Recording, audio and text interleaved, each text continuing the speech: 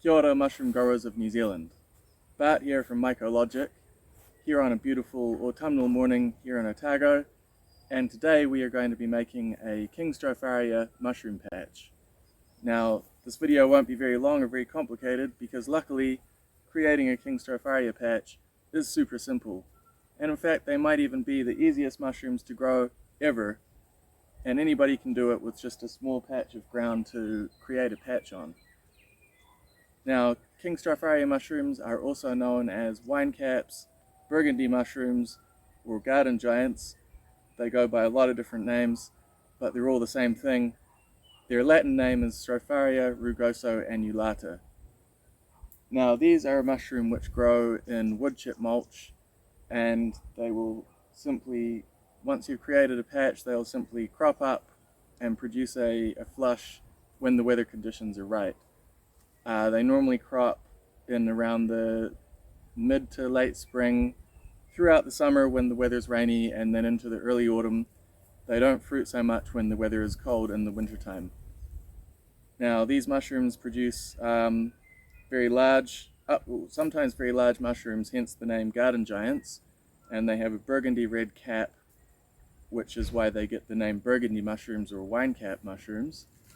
And they are very delicious to cook up in hearty meals. They're a hearty mushroom that can be good in stews, soups, any kind of savory dish like that. And some people also like to dry them and preserve them or use them in powders and seasonings and stuff like that. Generally, people will say to pick them in the more younger stage, so before the cap begins to open up, or what we could call a button stage, but different people prefer eating them at different stages of the life cycle. Some people like to pick the big mature ones too.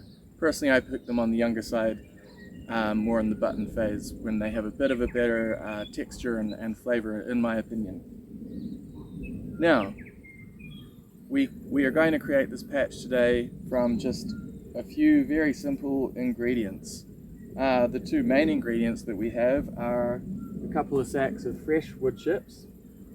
Now these are a nice light blonde wood chip without too much bark or leaf content. I've just picked these up from a local community mulch pile where arborists drop off surplus mulch when they're chipping up trees. And it looks pretty fresh and pretty clean, so that's what we're going to go with today. You want to avoid wood chip that's been sitting around for too long. If you've had a pile of wood chip that's 2 or 3 months old, it may already be growing a bunch of other kinds of mushroom, mycelium, and fungi, which are going to decrease the chances of your wine cap mycelium becoming the dominant mushroom organism in that patch. So, the good thing about King Stropharia patches is that we don't have to process the wood chip at all. We don't have to sterilize it or treat it at all. This is just fresh, unprocessed, untreated wood chip. But the one thing that we do need to look out for is that it's relatively fresh. So if it was chipped within 3 or 4 weeks is ideal, or even just if it's been chipped within a couple of days is preferable. So we've got a couple of sacks of that, which I've estimated will cover my area here. So we're up here in the back section of the property where we've just got a few fruit trees and whatnot. It's been a couple of years, I think, or a year or two since I last mulched this tree, and the mulch has all rotted away and it's back down to pretty much soil. So the tree is due for remulching, and I figured that was a great opportunity to create a wine cap patch and get this tree remulched and give it some healthy fungal activity in the soil. For 1 square meter of ground, we need approximately 1 kilogram of King Stropharia mushroom spawn matrix. So we have this available on our website at MycoLogic, and basically you can see that this is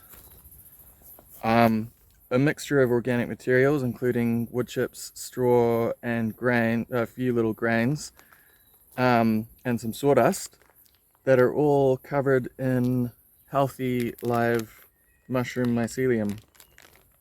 And this is basically what we are going to use to introduce the mushroom culture into our wood chips that we're laying down.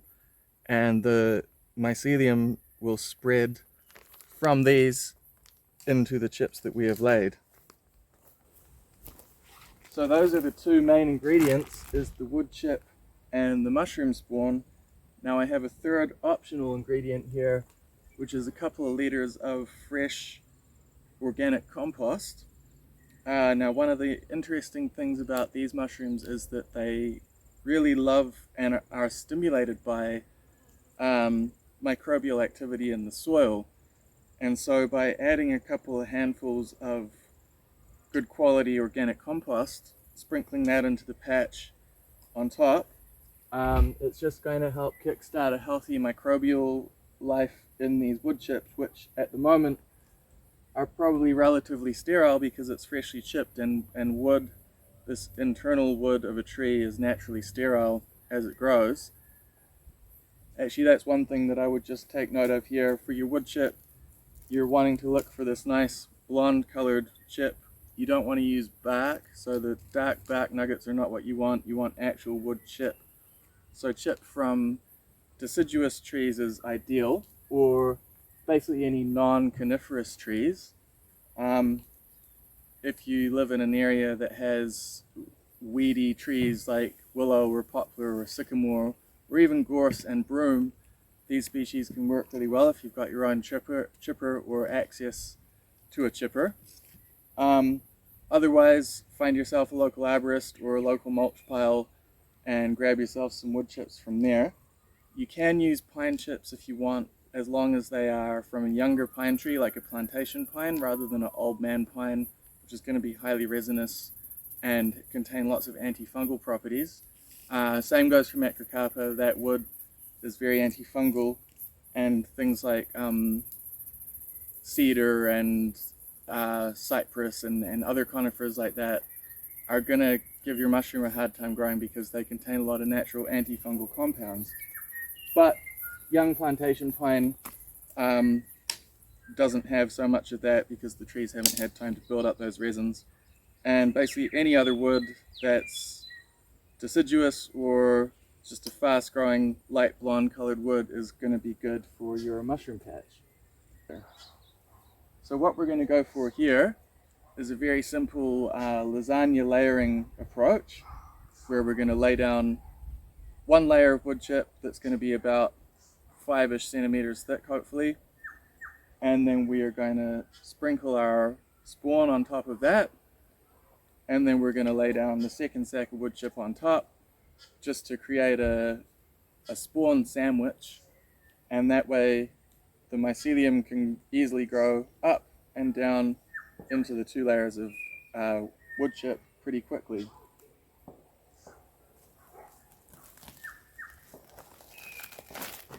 So, creating a wine cap / King Stropharia mushroom patch is literally this simple. I'm just going to spread this spawn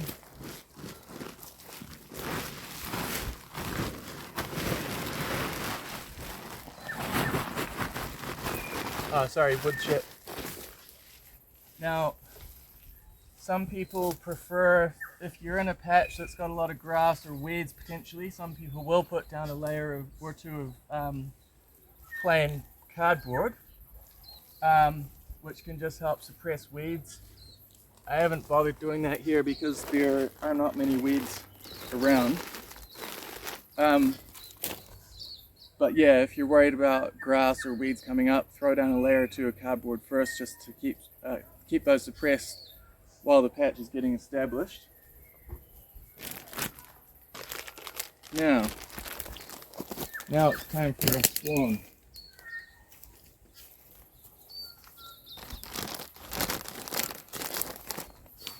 So you can see the spawn smells very fresh and vibrant and alive. You can see here that it is covered in these ropey white strands of mycelium that are just going to spread right into our fresh wood chips that we've just laid down. So I'm just going to scatter this spawn spread evenly across the area of wood chip. Basically, if we imagine that mycelium is going to grow at, say, maybe 2 or 3 centimeters a month, if we have spawn within 3 or 4 or 5 centimeters of each area of wood chip, then it's only going to take a couple of months for the mycelium to spread and have full colonization of this wood chip, which will give it a great upper hand against competing fungi, because once mycelium has colonized the substrate, it has natural defense mechanisms against preventing other fungi coming in and taking a hold. But I should note that it's perfectly normal when you make a patch like this for some other species of mushrooms to pop up. Basically, if you put wood chips outside anywhere, various mushrooms are going to colonize them. But that's not actually a problem. It's not going to affect your winecap mushroom patch. But it does mean that you should be sure to identify the mushrooms that you grow before you eat them, because you can get other random mushrooms popping up in a patch. So just jump online, have a look at the pictures on our website, check the features like the size of the mushroom. Obviously they're not going to be tiny little things, they're pretty chunky. Red cap, they have a ring around the stem where when the cap opens up, there'll be a kind of an orange pith type ring around the stem, grey gills and a white stem. And you can always just email me with some pictures if you want to double check and be sure. So we've got our spawn laid on the ground now, and now we're just going to top that off with the second layer of wood chip to sandwich that in there and get that to start colonizing.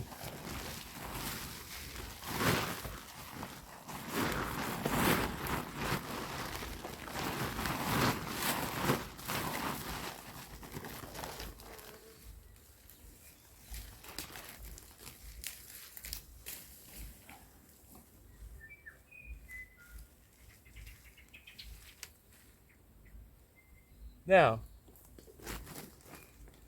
the final step that I'm going to do is just inoculate this patch with some nice soil microbes from this compost. So I'm just going to sprinkle this on top, and next time it rains, that compost will get washed down into the patch, and just inoculate it with some nice soil microbes that, in the case of this mushroom, that actually stimulates their growth and keeps them happy and encourages fruiting of the mushroom rather than a really plain sterile substrate. So that's literally it. We've made ourselves a winecap mushroom patch. Now this area is up in the back section of my property and it doesn't have close access to irrigation, but I'm not going to worry about that. This patch is just going to be entirely naturally irrigated by rain, and I'll basically just accept the fact that the mushrooms are just going to grow when the environmental conditions are good. These mushrooms are pretty well adapted to surviving through dry periods. I would recommend that if you're in an actual drought and it hasn't rained in, a month, grab a watering can or your hose and give it a little soak. But aside from that, you don't need to worry about watering these all the time or anything like that. Yeah, they will just naturally grow when the conditions are good. So it's now late April. These mushrooms commonly will take at least 6 months, if not 9, if not on occasion 12 months to produce the first crop. Down here in Otago, these mushrooms usually have their first spring fruiting in around November, so that's when I might be expecting to see the first mushrooms from this patch, if I'm lucky. Up north they can start fruiting a little bit earlier, maybe October, in places where it's warmer, maybe even September. And then basically they will keep fruiting through the summer if it's rainy and if it's not super hot and dry. And they will finish fruiting about this time of year, so about mid-autumn, when it starts cooling off, just around the time of the first frost. These mushrooms will likely stop fruiting. The other thing to note about these mushrooms is that they don't necessarily require a hugely shaded spot. People often stress out about where should I put it, where's a good spot.